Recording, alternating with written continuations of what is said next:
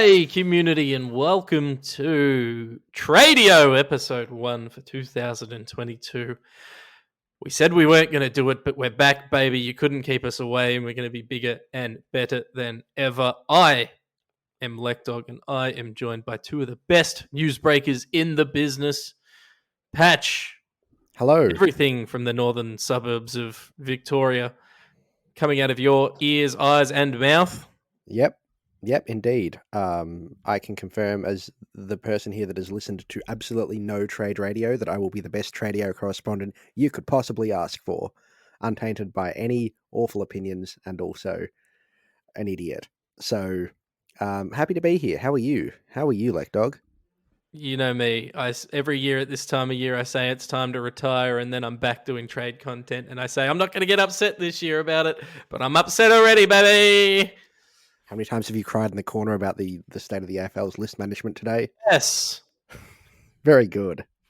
And our man out west, the guy with his eye on the, I guess it's the west, Damo, how are you? Lekdog, I am good.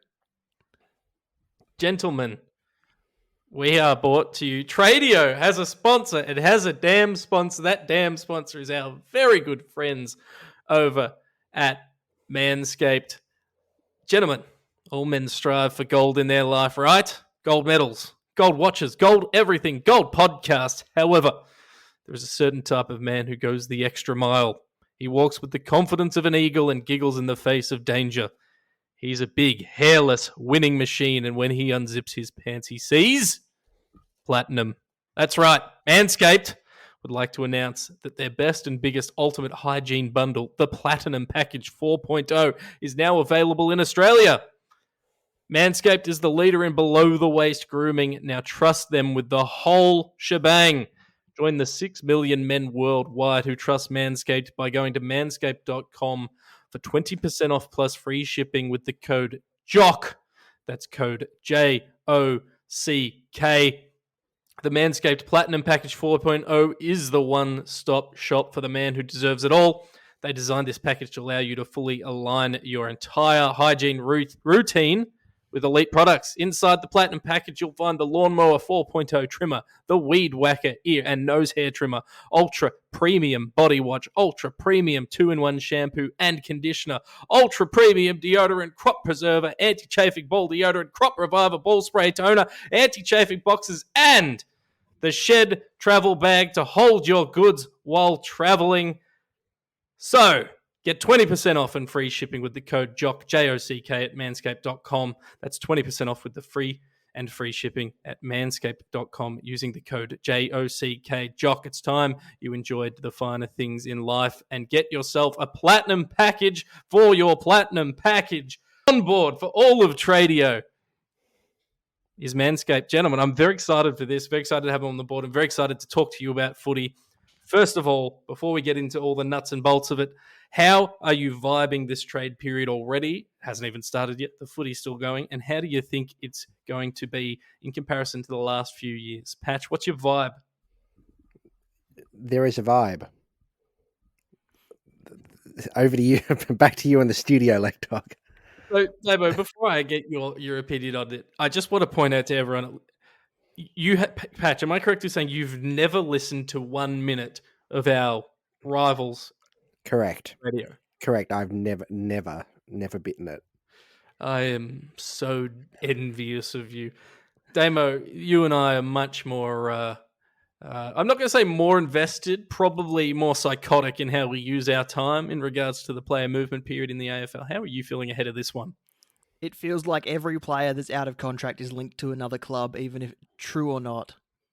It literally is. And even the ones that are in contract, the ones that are going to be free agents next year, all linked to new clubs. Everyone wants there to be movement. Everyone wants to talk about it. Everyone wants to read about it. I actually don't want there to be movement.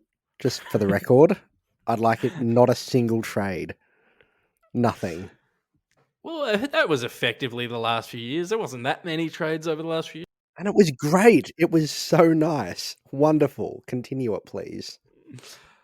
Well, unfortunately, it doesn't feel like it's going to be that way this year. Now, Damo, we're going to start off things by talking about all the moves we know at this stage are going to happen. So all of the nominations, all of the trade requests we have to date, confirmed, came out of the voices of the people who are involved in it. Where do we start, Damo? Karl Amon is a free agent and he has nominated the Hawks. So as soon as the period opens, he will likely move from Port Adelaide to Hawthorn. What does he do for Hawthorn, and is he Supercoach relevant at Hawthorn? My personal quick summary of it, I think it's going to be a lot more of the same. You wouldn't say he's been Supercoach relevant to date. I don't see him being Supercoach relevant moving forward outside of your drafts, unless, Patch, you think potentially they're using him in a different role, but I would argue they're not going to do that. I would argue the same. I mean, pre-season watching it, sure, but at this stage, I wouldn't be making any plans around Karl Amon in your side unless you've got a keeper league and you're invested in where the Hawks are going. Nah. Damo, what else have we had happen so far in this? Isaac Rankine has requested a trade to the Adelaide Crows from Gold Coast. This is one that was buzzing around for a few years, to be honest, but now he's out of contract. The Crows have swooped in and he's accepted their offer and has requested a trade. This is a trade that will probably take Adelaide's first pick away from them too. Yeah, well, yes, I imagine talking to Barron, they'll try and trade it down, split it, you name it, move those picks on. But yes, this one's going to drag out, I reckon. Supercoach, I don't think there's any relevance. I think he's going to continue to be a small forward that they say is going to play midfield time. But I think very good for Adelaide because guess what? Getting good, talented players into your team, particularly when you're not fantastic, Patch, I think is a good thing. Whoa. Slow down, Egghead. Slow down. Go back to the part where you said good players. I'm not quite following what you mean by having them on a list. I don't. Well, if this is your first time listening, Patch, you are an Essendon supporter, so I can understand the confusion. Very confusing. I'm interested as to if that pushes like a Josh Rochelle up the field, but yeah, he's not going to be a fantasy option for us at this stage. Damo, what else have we had in by way of trade requests at this stage?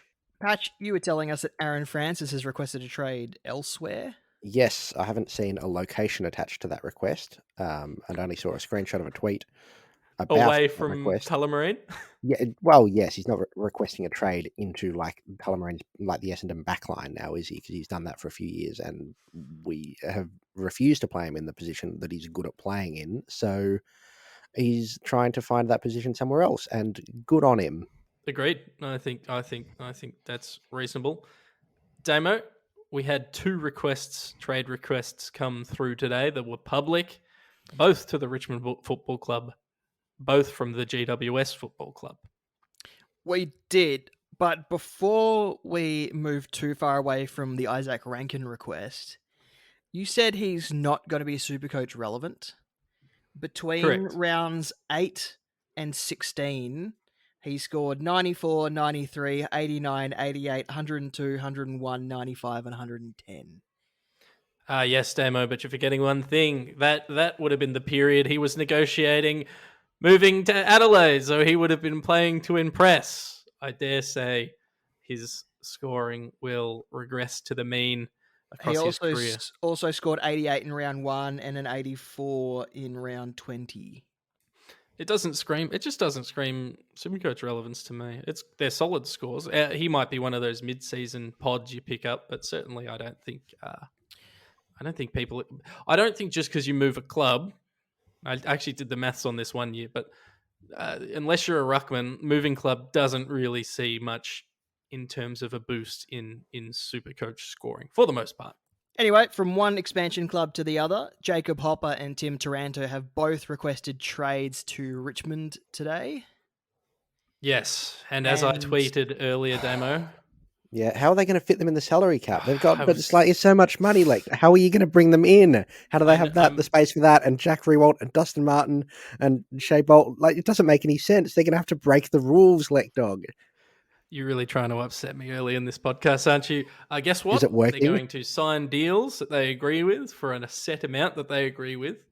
And to fit that into the salary cap, what they'll do is they'll give it to the AFL. The AFL will say, yes, this fits into the salary cap.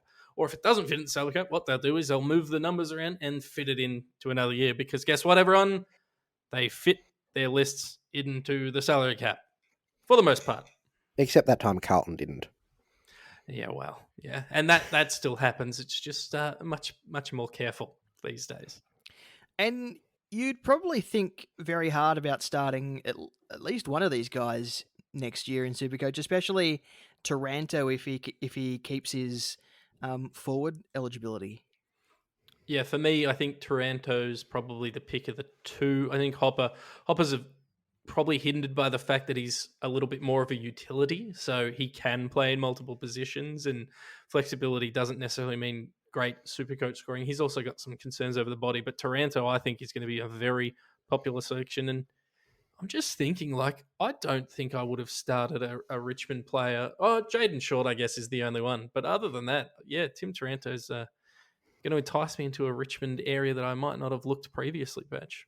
Yeah, Richmond bore me, both from a Supercoach standpoint and a general football standpoint. As you said, I can't remember the last time I started a Richmond player, and the last time I bought one in, it was Jaden Short, and he was terrible after I bought him in, and then kind of improved a bit, and was then terrible again. So, honestly, it hasn't been the same since delistings left, and I don't intend to go back in a hurry. Well, geez, delistings, God, don't you miss him? Every day. Damo, if we had any other confirmed off-season moves yet, we know there's plenty that we think will happen, but not sure if we have any confirmed ones. Depends who you ask. 7 News Adelaide is reporting that Junior Rioli has requested trade to Port Adelaide. 7 News Perth has reported that he is yet to request a trade. But in the interview with 7 News Adelaide, Junior Rioli says, hopefully, when they ask him if he wants to get to Port Adelaide for next season. So that sounds like a man who is going to end up getting to Port Adelaide. I don't think we need to dive into all the different rumours because, as you said, Damo, there have been about 750 players, which is more than are in the AFL, linked to other clubs this year. So I think what we can do... And it also depends on which state is reporting about which player, what the sort of news that's coming out as well, especially the West Australian players being reported on by reporters in Victoria and Adelaide. Yes, well, it's going to be very interesting when we, as this progresses throughout the season or throughout the off-season, when Patch and I bring stuff to the table and you do, and they're going to be different stories. It's going to be very interesting to watch. I can't believe Damo would insinuate that Victorians don't know everything there is to know about the greatest Victorian game to have ever existed. So, yeah, well, if WA and SA were so important, why they are not in the VFL competition with Queensland, New South Wales, and Victoria? Exactly. Because WA and South Australia have stable state leagues. Yeah, that's fair enough. Yeah, we'll allow it. We'll pay Let's jump now into... I just want to take a quick look at the retirements, delistings, and confirmed moves to date. I don't think there's going to be a heap of Supercoach relevance here for us, but there might be some football relevance. We'll just quickly run through these team by team for what's been confirmed. Firstly, I'll do Carlton. Will Hayes delisted after just having that 6-month mid-season draft deal. Oscar McDonald delisted with that chronic back injury. Jack Newnes, one surprised me. Mr. Utility, Mr. Versatility delisted. Luke Parks delisted. Tom Williamson delisted midway through the year. He's playing for North's VFL team. And Liam Stocker, arguably surprisingly, delisted. A lot of Carlton fans losing their damn mind about Liam Stocker. Apparently today, Adrian Dodoro met with him, and there's potential for him to go to the Essendon Football Club. And if that was the case, if he did find a home and we saw him lining up come round 1 next year, I think there's potential to have some Supercoach relevance just due to a relatively cheap price. Yes. Depends what role he plays at Essendon. They need a big-bodied midfielder within their ranks, so if he does step into the Essendon midfield, he could be in for some nice scoring, but also depends who ends up coaching that club as well. Yes, Patch, who is going to coach that club? Yes.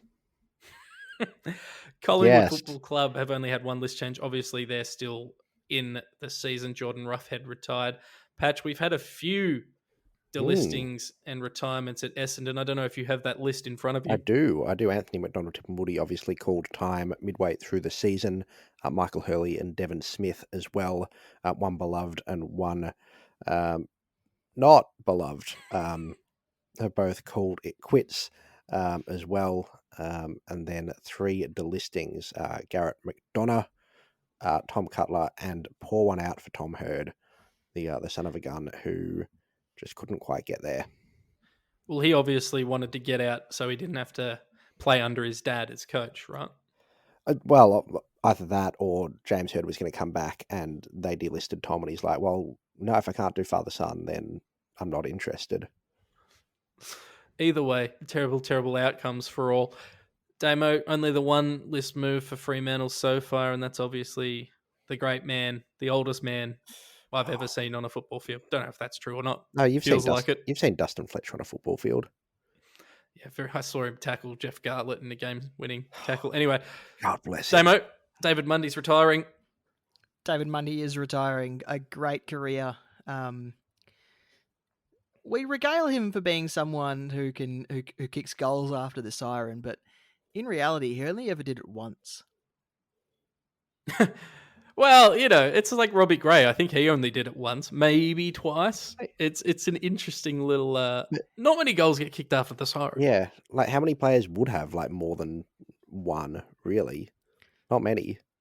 And you only got to do it once, and you get remembered forever, and you don't have to buy a beer at a pub ever again. So, good on him, I say. Jack Nunes, baby. Exactly.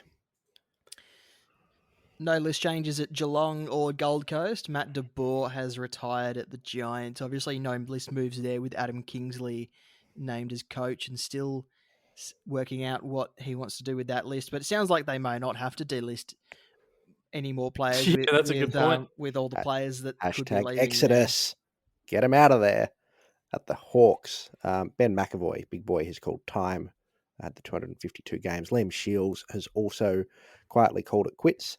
And then they did some delistings. They did a cheeky little delisting. Tom Phillips, Daniel Howe, Connor Downey, remember him, and Jackson Callow, all parting ways with the club in the off-season. Poor Connor Downey. 50% of his career games were as the sub. For those playing at home, 1 of 2. There is some voids of significance here. Obviously, McAvoy missed a lot of time this year, but I'm interested to see that final ruck lineup heading into next year. Kyle Hardigan comes out. Oh, true. Opens up a spot potentially for a key position defender. Not super coach relevant, but between Shields, Phillips, and Howe, there should be some games to go around to some of the younger Hawks, or the Hawks that they're bringing in the likes of Karl Amon, and there's plenty of other rumours about who's going there. Yeah, definitely a team to watch for mine. Melbourne, Magic Door retired. North Melbourne have made some list moves already. Kyron Hayden delisted. Tom Lynch, who effectively had retired last year, retired. Matt McGuinness and Patrick Walker both delisted. Not too much Supercoach relevancy there. Port Adelaide, Robbie Bloody Gray, speaking of players who kick goals after siren, retired. Sam Mays delisted. Stephen Motlop retired. Taj Schofield and Sam Skinner both delisted as well. So they're always interesting when you look at their tall stocks. We can look at that close to the start of the season. Richmond have had a few moves, Damo. They have had a few moves. Josh Caddy retired. I forgot he existed. Shane Edwards has retired. Kane Lambert has retired. And Matthew Parker, it says delisted, but I think he actually quit the club. Yeah, I think it was a mutual thing. I think he wanted to head back home from memory. And I think there's still scope for him, assuming he's interested playing for one of the 2 WA clubs. I think that's not a totally unrealistic and I think chance. I think both clubs would be interested in some way. Probably on a rookie deal or something like that.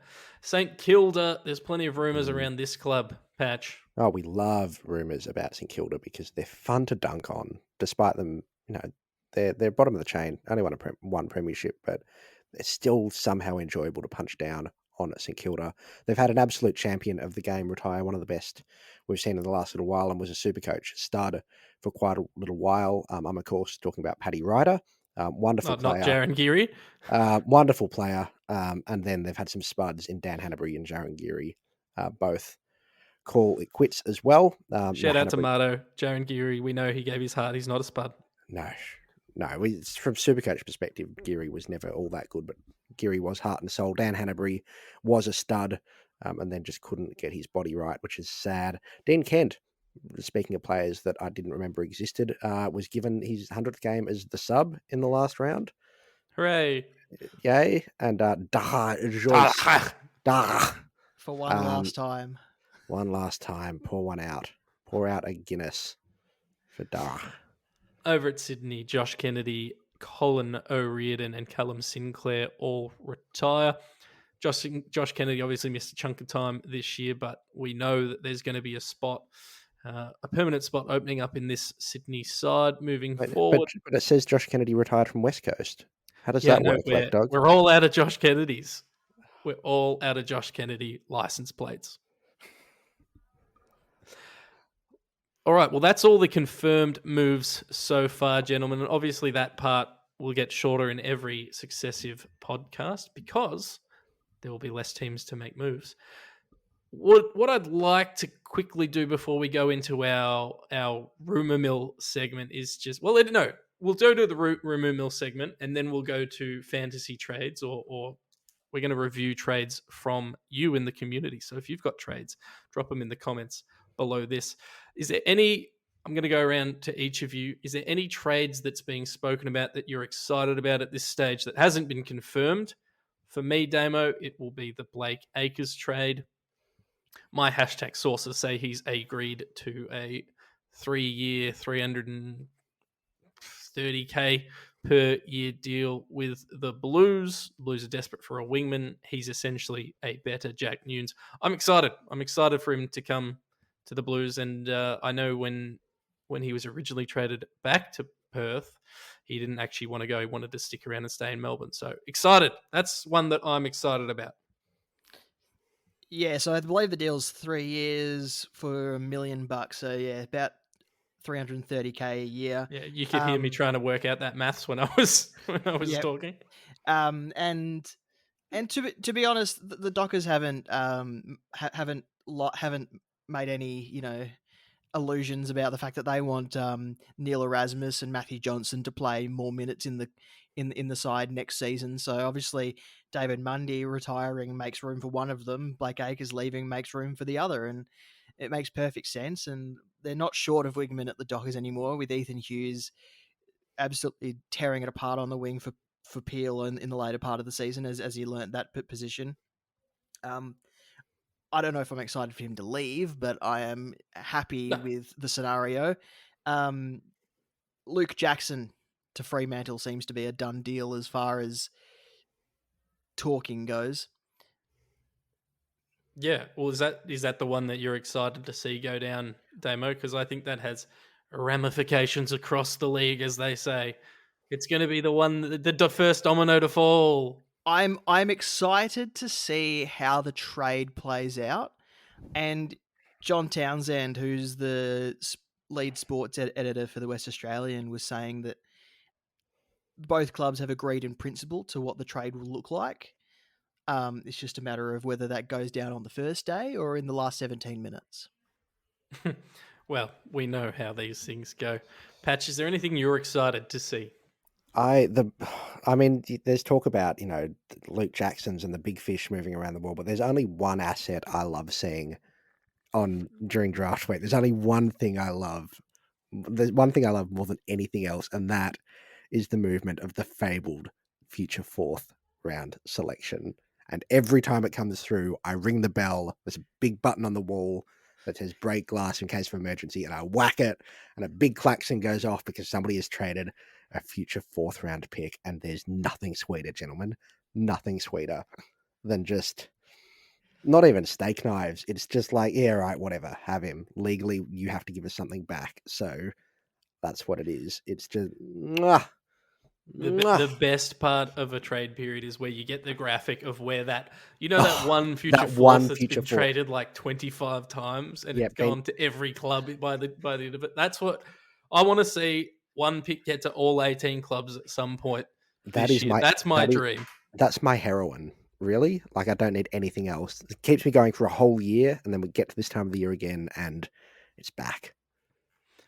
Right, we're coming in at about, 25, 26 minutes in. Next episode, gentlemen, we'll go through the free agent pool and take a look at potential Supercoach ramifications. But I think to wrap up this one, this little tasty morsel, an introduction to TRADIO for season 2022, we're going to all go through, we've all gone and found a trade that has been posted by some beautiful minded genius on the internet. We're going to dissect them all and take a look. Who wants to begin? Who has one in front of them? You guys are going to love this. He hasn't even been linked to Fremantle. But we all know Rory Lobb is leaving, if you believe everyone that's talking about any trade ever. Mm-hmm. Well, what if Rory Lobb and Josh Dunkley was a straight swap? But because Rory Lobb is a key forward and you can't really find key forwards, the Dogs have to give the Dockers their first round pick as well. So I'm gonna so it's Rory Lobb for Josh Dunkley and a first round selection. Yeah, so it's like Josh Dunkley in pick 12. It's an interesting one, Dam. Now, I mean, I can point out many flaws with it. One being Rory Lobb is, okay to middling at best, whereas Josh Dunkley is good to very good. And pick 12 is... But Lekdog. Yeah, okay, yep. Rory Lobb is a key forward who can ruck. You didn't say he could ruck. Whoa. Oh, that's true. They don't grow on trees. I'm just going to hand you the checkbook. And there's a key position shortage in the league. He does wear sleeves as well, which actually might start to be swinging me around, if I'm being honest with you. I was going to mock this trade, Damo, but I'm starting to kind of get a clearer picture and understand it. So let me take it one step further. You get Aaron Norton in that forward line. You get Rory Lobb in that forward line. You get Josh Bruce in that forward line. All three key position forwards wearing sleeves, Lekdog. And Jamara Ugle-Hagan. Well, no. Jamara Ugle-Hagan might be getting traded in my next trade. So this might actually all end up working out. Okay. I'm going to put a pin on it. I think we come back to that one for a final confirmation because this is going to affect the trade that I'm going to present. So we'll navigate these two together, gentlemen. I am proposing via someone on Twitter that there could be a mega trade in the works, gentlemen. There could be a mega trade in the works between Carlton and the Western Bulldogs. Okay. Rumours swirling that Harry Mackay, pre-agent, out of contract next year, looking for another home, and Sam Walsh, as a sweetener, could be heading out the door of Princes Park. In return, Tim English and Jamara Ugle-Hagan. So, Harry for Jamara straight swap. That makes perfect sense. Jamara, just a younger Harry, right? Shaw's up. He's on a cheaper contract. And then Sam Walsh for Tim English. Well, the Blues are desperate for a ruckman, desperate for a true ruckman. English, one of the best in the business, can play below his knees and, if required, can go forward and swap an exchange with TDK or Pitnet, whoever's in the team. I think it's a no-brainer because the Blues, as we know, are very deep in the midfield. Very, very deep. So having Walsh, if you can get your ruckman, I'd say why not? Also, famously, they're gearing up for their charge at the premiership window in 4 or 5 years from now, which is when those two players will probably be at their peak too. Certainly, it's a long-term play, and I can see why they're committing to drawing it out. Really bring the list along. It's not like it's challenging anytime soon. What do you think, Damo? Because this one obviously would it be impacted by your one and vice versa. You said something at the beginning of the whole thing, and does it though? Does it really make sense? Does it really? So what are the Dogs? Dogs have been very active here. So the Dogs they're gaining. Well, we may as well Rory make Lobb. this a 3-teamer, right? Yeah, we may as well. But So they're gaining Rory Lobb. as part of that deal, let's just say the Dockers have entered and they send Akers to Carlton exactly. just to square it up a little bit. Yeah. So Carlton receive and may I also add future fourth? Yes, of course. Ring the bell. Carlton will receive Ding ding ding ding Blake ding ding ding ding Akers, ding ding.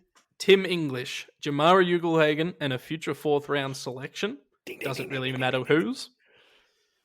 Bulldogs receive Sam Walsh, Harry Mackay, Rory Lobb. Fremantle receive pick 12, Josh Dunkley. Yeah, pick 12 and Josh Dunkley. I actually think...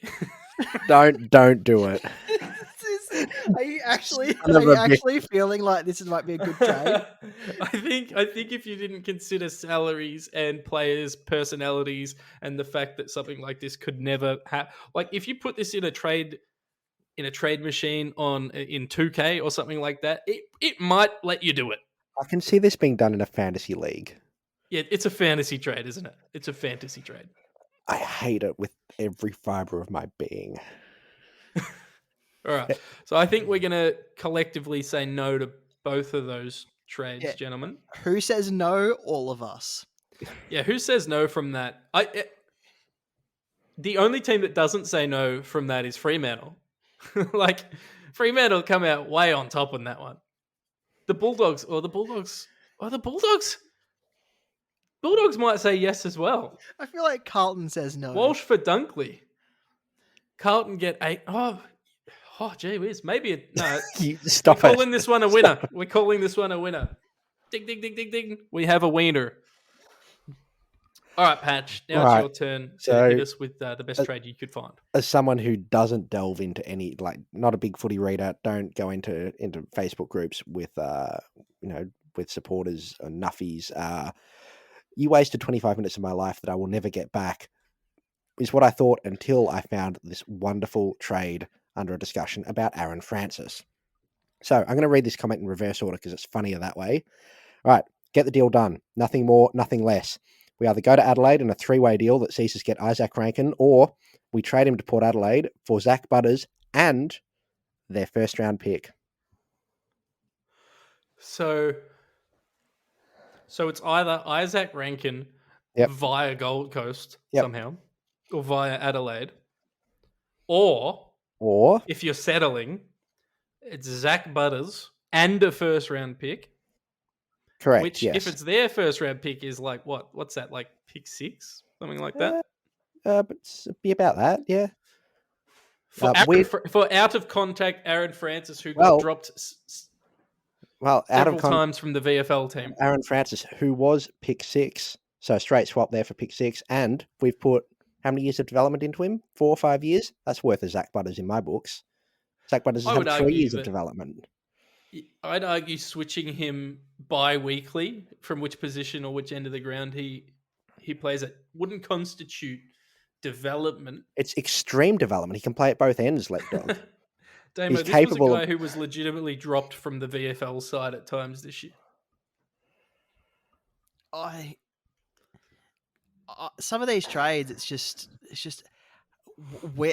some people must have minds that are too complicated even for us. Galaxy brains. I don't want to dox this person, but it was I'll use pseudonyms. So it was an A Dodora. No, that's too obvious. No, Adrian D proposed this trade in the Essendon supporters group on Facebook. And I think they've got a point, really. I reckon that if you're listening at home, I think this will be a very regular piece on the podcast. So if you come across a trade that you legitimately cannot believe, we want to see it and we want to break it down. Post it in the comments, tweet it at us, screenshot it, send it to us. We want to break these down. We want to give them the time of day because these people took time to come up with these trades and we want to spend time helping educate them, or in the case of the first 2 trades, working out why they're good deals for everyone involved. No, I'd like to give a shout out to Gary Buckenara, who nearly got himself the position on this segment, just for his analysis of Essendon being good enough to be top 4 next year. and having 16 A graders on its list. Hmm. Well done, Gary. All right, gentlemen, I think that's all the time we have for, but we haven't exactly landed on a release schedule for this. There'll be at least one a week, but I dare say when official deals start to roll in, it'll be far more regular. Good luck to everyone whose team is still in the AFL finals at the moment. And thank you once again to Manscaped for sponsoring TRADIO. Get 20% off and free shipping with the code JOCK, JOCK, at manscaped.com. Patch, thank you for Lekdog, joining me. Thank you for me joining you. Damo, thank you as always for being an integral part, designing the artwork and basically getting me off my ass and making sure I do stuff. It was good to be here. Right. And let us know, by the way, for those listening, who you want to see us get on the pod. If you've got any people in the podcast realm you want as special guests, people who know their teams better than anyone, let us know. We're always open to suggestions. And, Damo, people need to tune into Around the Wicket. Episode 2 is still pending because we're waiting for the season to become closer. But yes, Around the Wicket, brand new cricket podcast revolving around the Supercoach realm and the T20 part of that. Episode 2 coming soon. Fantastic, gentlemen. Go, Adrian. Hey, Drian. Go Dockers.